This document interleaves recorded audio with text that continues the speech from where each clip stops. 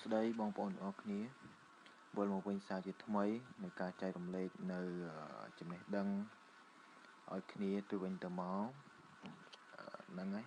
ថ្ងៃនេះចង់ចែករំលែកចំណេះដឹងមួយទាក់ទងទៅនឹងការ download វីដេអូនៅលើប្រព័ន្ធ iOS ហ្នឹងហើយជាទូទៅនៅលើប្រព័ន្ធ iOS យើងអត់អាច download វីដេអូនៅលើ YouTube ឬក៏ឯកសារផ្សេងនៅក្នុង file Google បានទេពិសេសយើងអត់អាចប្រើកម្មវិធី TubeMate បានទេនេះមានកម្មវិធីមួយនេះកម្មវិធី Document File យើងអាច download វាបាននៅក្នុង App Store វាអាច download វីដេអូបានហ្នឹងហើយឥឡូវខ្ញុំចូលទៅកាន់ App Store វាយឲ្យបងប្អូនមើល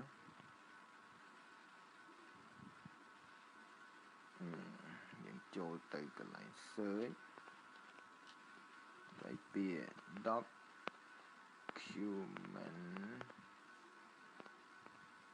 file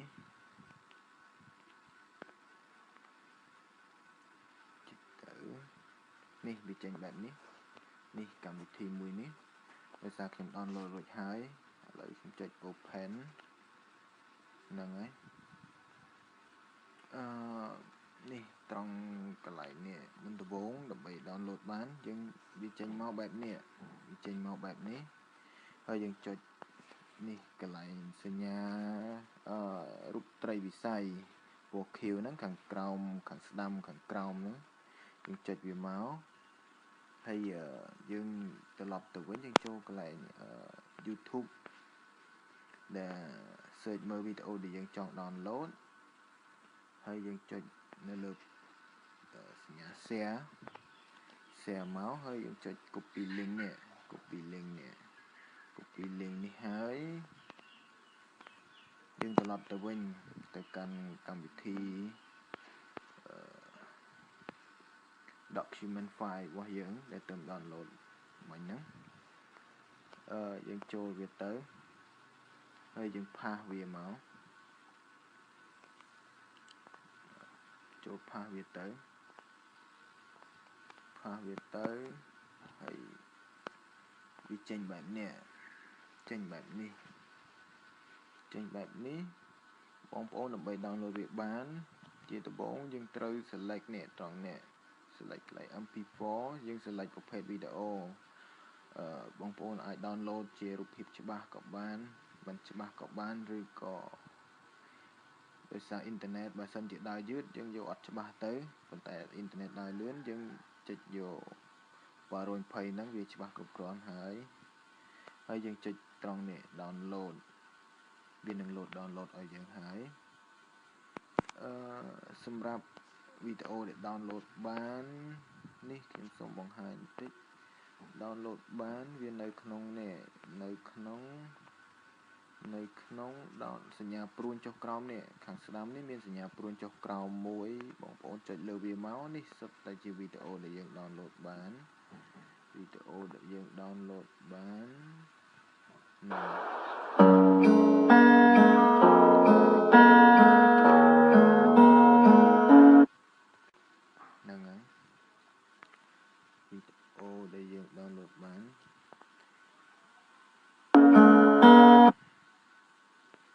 បងប្អូនអាចចូលមើលក្នុងនេះក៏បានបងប្អូនចង់ share វាចូលទៅក្នុងកន្លែង gallery របស់យើងក៏បានដែរបងប្អូនចុចត្រង់នេះមក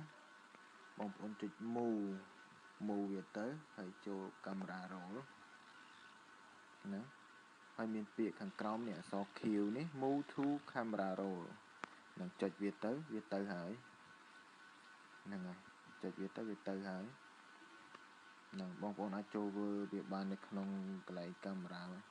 roll យើងអាកន្លែងដែលយើងតែងមានរូបភាពដែលយើងថតហ្នឹងចូលមើលវាបានណាហ្នឹងហើយអរគុណច្រើនមានតែប៉ុណ្ណឹងមានអ្នកខ្លះដឹងហើយហ្នឹងហើយសម្រាប់អ្នកដែលមិនទាន់ដឹងអាចសាកល្បងបានអរគុណ